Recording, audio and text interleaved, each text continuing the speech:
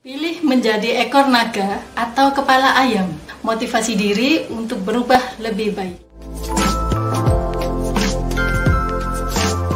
Saat pertama kali dulu, waktu fresh graduate, saya mendengar dari leader saya, Anda boleh memilih menjadi ekor naga atau kepala ayam.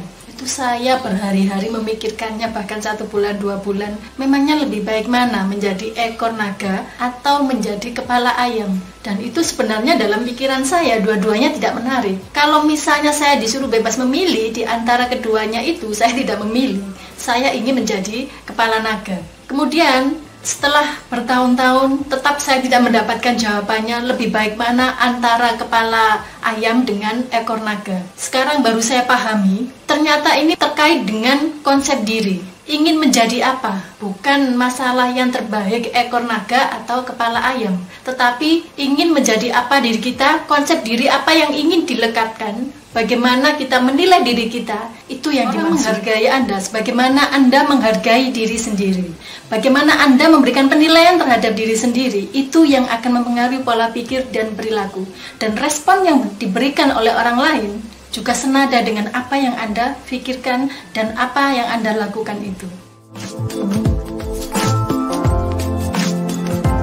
Belajar dari pengalaman seorang karyawan yang setiap rapat dengan para manajer, dia menjadi bahan ejekan bosnya. Pemuda yang belum punya pengalaman kerja dan menduduki asisten controller. Dalam setiap rapat, yang di situ juga melibatkan manajer-manajer, bosnya selalu menjadikannya bahan tertawaan.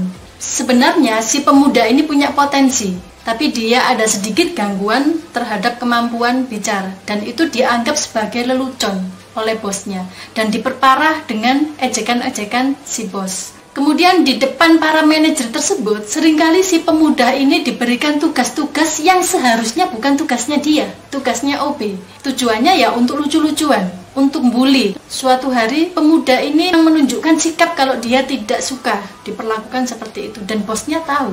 Saat bosnya itu tahu pemuda ini tidak suka diejek, diolok, dibuat lucu-lucuan, maka semakin bersemangat si bos ini mengejek pemuda tersebut. Pada akhirnya si pemuda ini benar-benar tidak tahan dengan perlakuan bosnya, dan pada suatu hari setelah rapat, dia mendatangi ruangan si bos, si presiden direktur itu, kemudian menyatakan bahwa dia tidak suka dengan perlakuan si bos.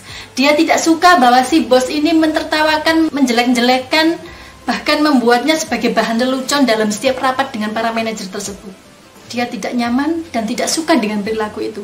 Disampaikan dengan jelas dan tegas kepada bosnya. Saya patut untuk dihargai juga, karena saya juga punya potensi. Saya yakin itu. Kalau saya tidak punya potensi, pasti saya tidak dipekerjakan di perusahaan ini.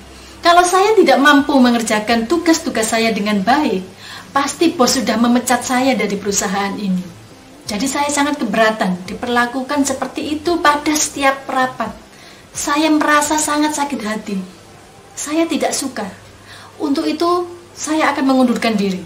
Apa pendapat bos? Bosnya mengatakan, silakan. Dan si pemuda ini dengan tegas, iya, mulai hari ini saya mengundurkan diri. Kemudian dia beranjak menuju kantornya, beres-beres barang-barangnya. Beberapa menit kemudian bosnya menyusul dan mengatakan penyesalannya, meminta maaf atas perlakuannya selama ini terhadap si pemuda, dan berjanji tidak akan mengulangi lagi. Kamu jangan keluar. Saya akan merubah sikap saya. Saya akan memperbaiki sikap saya terhadap kamu. Kamu tetap bekerja di sini. Dan si pemuda itu akhirnya tidak jadi mengundurkan diri dan tetap bekerja. Si bos juga konsekuen dengan ucapannya. Pada rapat berikutnya dengan para manajer, menyatakan permintaan maaf atas perilakunya selama ini terhadap si pemuda, atas sikapnya menjelek-jelekan selama ini dan sikapnya yang tidak baik terhadap si pemuda, menyampaikan minta maaf kepada forum rapat. Dan memang benar, tidak diulangi lagi. Si bos memperbaiki sikapnya. Sejak saat itu, 9 bulan setelah peristiwa itu, si karyawan tersebut, si pemuda tersebut telah naik jabatan. Dia lebih dihargai lagi, lebih dihormati karena ketegasannya, memiliki nilai diri yang telah ditentukan. Ini saya menghargai diri saya.